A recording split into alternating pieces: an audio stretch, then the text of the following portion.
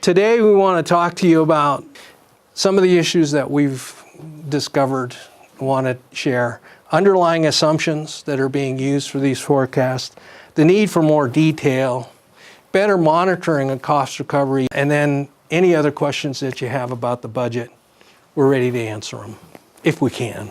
There was a budget deficit of $5 million, and now it's going down to $600,000. That original budget where there was a deficit of $5 million, is that something that gets voted on by the council at some point and they approve it and say, okay, we're going to have $5 million deficit? It's not part of the current spending, but they do a forecast of spending, and those are in the back part of the budget document.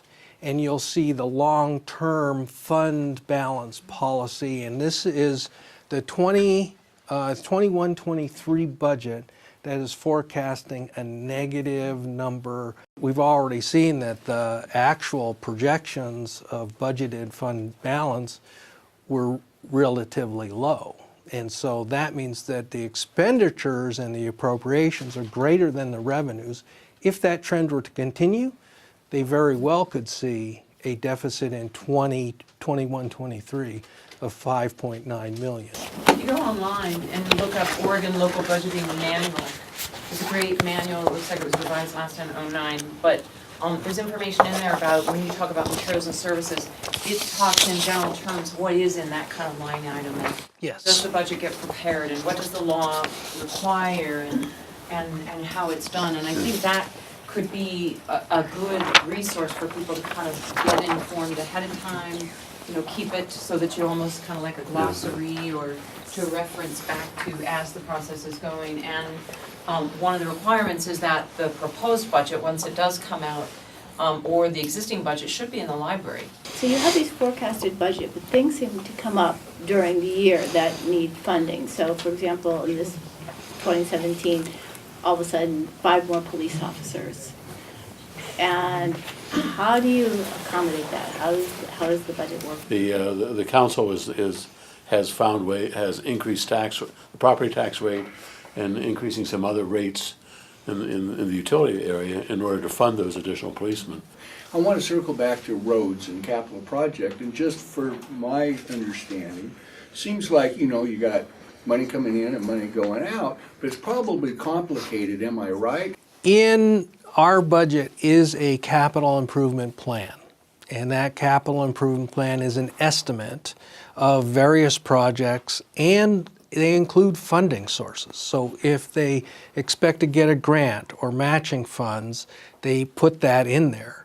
However, we've asked, we want a recap at the close of the budget year, what was actually spent on a project, how much money did really come in, and if it was over budget, how they fund that part of it. What we're asking about is, did you spend the money on those particular projects, and did you get the matches and the funds? And Is that the kind of thing that auditing's supposed to be? well, see, the auditing will just tell you what the expense was, whether it was within what they projected or not. That's really the management's, you know, duty and responsibility. So, like, do you get quarterly reports with comparison to? There will be one, yes. There will be one on March 19th. So March 19th, we'll get 6 months of performance, budget to actual. It's a quarterly, but it's a biennial, so there are 8 quarter periods. So end of the biennium was the 8th quarter report. Last year was unusual because we had an interim finance director, and the new administrative services finance director comes to work in May, and right off the bat he's there trying to explain and defend the budget. No, and he makes a very in this memo to the city council for next week. He very clearly says, as you may recall, several members of the budget committee and myself commented during the budget process that projections appeared not to be accurate. But being new to the position, I commented that it would not be possible to update before the budget was adopted. Since the budget committee would not review any projected revised projections, the decision was made not to change existing projections in the budget book. And I'm curious about this $5.9 million mistake. I keep hearing that it was a mistake, but nobody has explained what was the mistake. And then secondly, if it is a mistake, how do you bring it down to only a $600,000 deficit unless you cut out the projections that were made for expenditures? We'll get the explanation on the 19th, because what has been presented was that staff misunderstood the built-in inflation assumptions that were given to them. And one line item should grow at 2%, and another line item should grow at 10%, and staff plugged in. Now, this is not Mark, this is prior staff, this was under Bev Adams, took the combined total 12% across the board. So the subsidiary line items were to grow, one was to grow at 10%, but if that only is half of your total budget in that, then you should only see a 5% impact on that particular line item. So we want those details so we can have real clarity over the assumptions. Is that kind of growth in accordance with the GAP procedure? Yes, because what you're really looking at is your forecast, and that forecast should inform your decisions today. If you burn off your fund balance in your forecast, what are you doing today? And I called it a course correction. I said there needs to be a course correction. If you're forecasting these huge deficits, let's stop the budget right now and have a discussion about that. So their public response is that they really have no decision-making authority, that's my interpretation anyway of their response, and that it was really the city council and the finance director. They really didn't have any role in approving or not approving their part of the budget. Can you comment on that? Because they're elected, that we voted them in, they're accountable. They have a fiduciary duty, and if they want to abrogate that responsibility to a new finance director and say it wasn't our fault, I don't buy it, and I don't think we should buy it. How autonomous is Parks and Rec? Well, there's $11 million forecasted to come from the general fund into the parks budget. You are given the autonomy to run a program and have funding.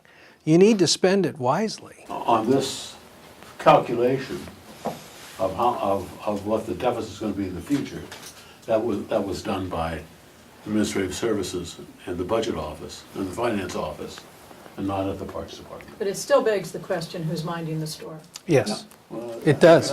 That's a different issue. Can you talk a little bit about this higher-end salaries?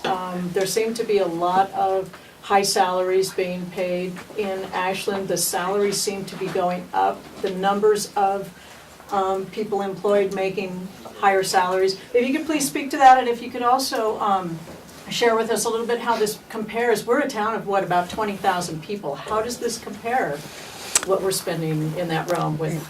If you're looking at comparables in terms of staff salaries, from time to time, council does that. And so I can't remember when, I don't know more recently, but I remember when I was on council, we did that, and we would get it, someone would go and spend time pulling from the comparable cities and justifying why this city was used in that city, and so doing that comparison. So if you wanted that, you could go to the city and find out where you get that from, or just go into the archives on the city's website. Somebody sent to me the City of Portland's annual salary projections, and they do that every year. People are used to it, and they just publish it. It's right online. All you have to do is look at Medford's annual budget or Eugene's annual budget, and it breaks it down. There seems to be a disconnect among the group, and we're the disconnect. Higher? Where the numbers, on a relative basis. I've been researching the Klamath Falls budget in comparison to Ashland's, and just for one number, the city of Ashland, with about 20,000 residents, has 263 permanent full-time employees. FTE. Klamath Falls has 154. Klamath Falls is 1,000 residents larger than Ashland.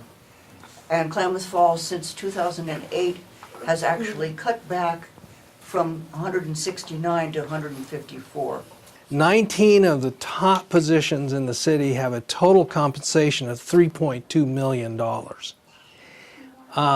In addition, the city picks up the employees' portion of PERS. And that was negotiated, and that was a deal cut for increasing, instead of taking a pay increase. However, that was done a long time ago, and in this current budget, that 6% equals $1 million. And we know that there's going to be several hits, and the assumptions are on PERS, but how much is PERS is in that fringe? Because the fringe benefit is rolled up if PERS is 80% of the fringe benefit and it goes up, then it's going to go, the rate will be much greater than the 10% projected, more like 25% projected. Subsequent to that, there was a discussion of the city employees agreeing to a higher premium for the self-insured health program. While they picked up a 15% increase, it's only 15% of 5%. The city picked up the balance. They picked up 95% of the 15% increase in total premium. So the average cost to the taxpayer for health insurance for a city employee went from $22,000 to about $26,000 a year. So if that is going to continue to go up at 10%, I think there's a real policy question around the rate of premium or the program itself. To Mark Welsh's credit, he said the information is public. Yes, when you say that the information is public, I requested some information from the Park and Recreation Department on past expenditures for expenses and people that use the pool. And I was given an estimate of $264. But the state allows for a municipality or an agency to charge for, even if it's available, someone still has to go find it, and they're allowed to charge those costs. So it is an artful way of going about figuring out what you know does exist that gives you that information, and then being as specific as you can to request that, if you can't just go to the library and look it up in a budget document. And the other way of doing it is to work with a public entity, something like this, or if this formed a formal group. You can ask to say, I'd like the fees waived because it will be used publicly. They're not going to waive all of them, but you may be able to make a case to get them to waive some. So the art of asking for that information is, number one, get what already exists, but then get what's easy to just pull up. And because otherwise you're going to pay staff time to go in and dig that out. So where do you go to readily access that yourself? Well, you know, I think if you work through, in the old days, we would work through budget committee members. I could sit down with the department head and they would pull out their department budget, which isn't what you see in the budget document. You have to know that there are documents that are used by each department of their information in their spreadsheets, and those get whittled down into what gets put into the main budget document. But you can go in and ask to sit down and look at those. And it's complicated because it's money in, money out, and it's pages, and you have to learn how to look at it, but that's doable. A private person, they'll sit down with a private person. Well, and that's what I say is if you're on a committee or a commission, like a budget committee member should have, they denied him last year, but the budget committee members should have, and we used to have access to those. So I would go in and look at the police department budget and look very detailed budgets on where the money was being spent. Ashland has a unique rule that will allow an electronic version of, like a spreadsheet, to be distributed as public information. Why is it in their interest to deny such information to the very people they're presumably coming to for? I would love you to ask that question.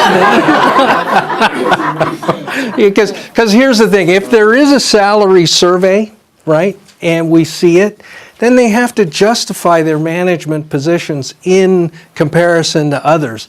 If they choose not to do that and automatically promote everybody, this becomes wage inflation.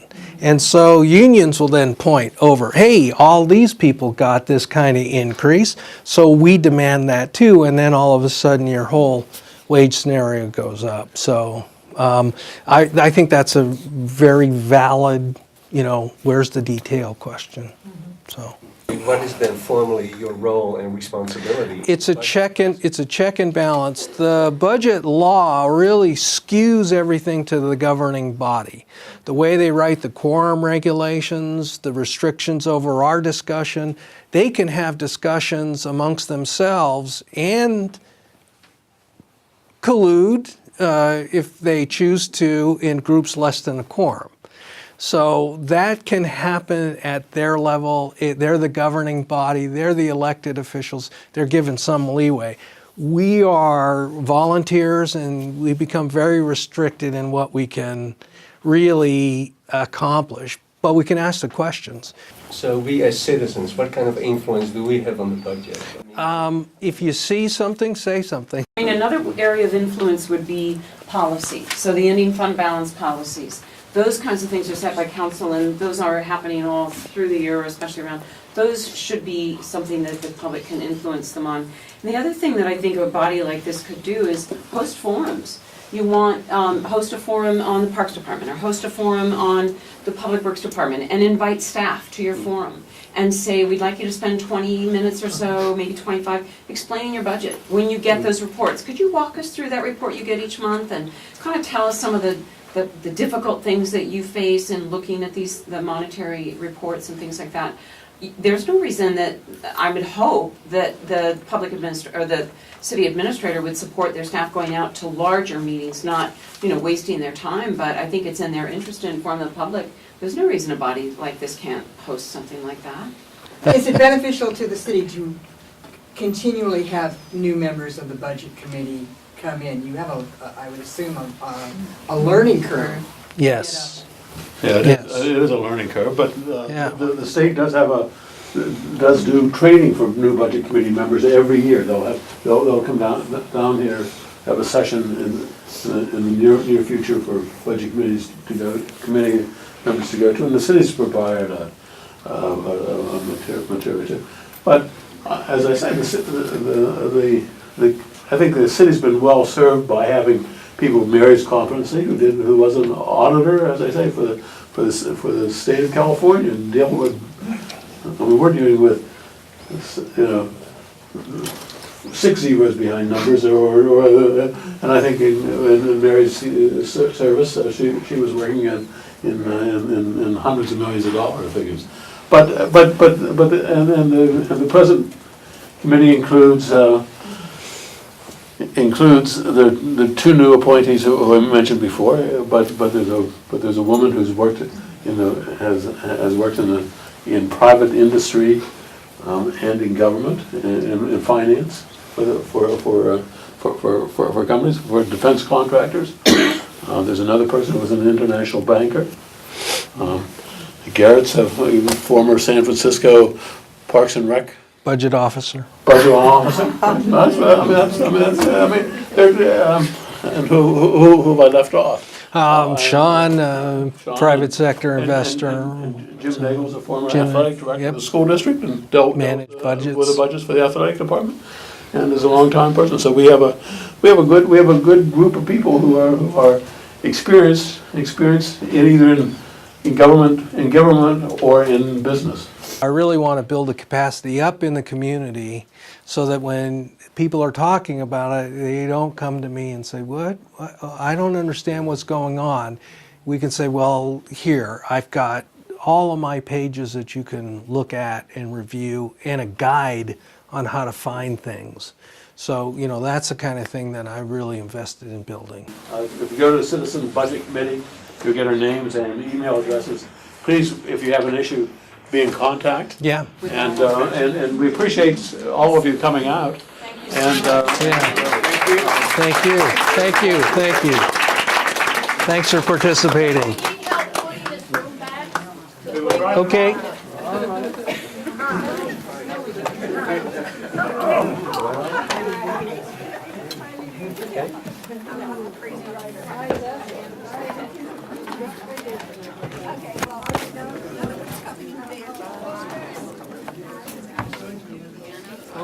Here's your paper stack. Yeah.